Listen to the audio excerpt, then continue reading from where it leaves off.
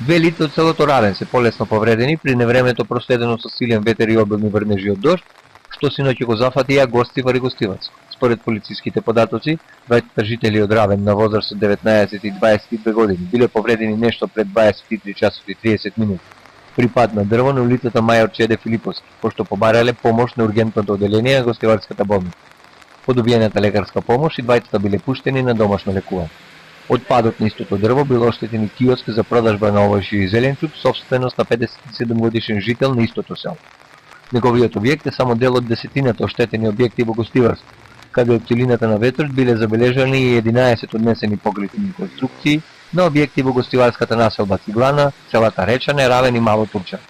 Оштетени се и повеќе возила од однесени керамиди и други предмети на улиците Беличица и Браќа Ѓинос.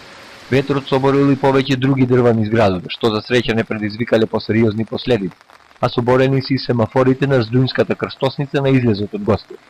Од друга страна, паднатите дрвја предизвикале прекини во снабдувањето со струја на селата покрај кружниот пат околу Мавровското езеро, додека од дождот бил предизвикан одрон од земја и камења на патот кон горно-реканското село Сенци. Во текот на ноќта во Гостиварско наврнале 15 литри дожд на метар квадрат. Од полицијата апелираа до граѓаните да ги пријават сите оштетувања на имотите од невремето, за потоа да може да се преземат соодветни мерки од надлежните служби.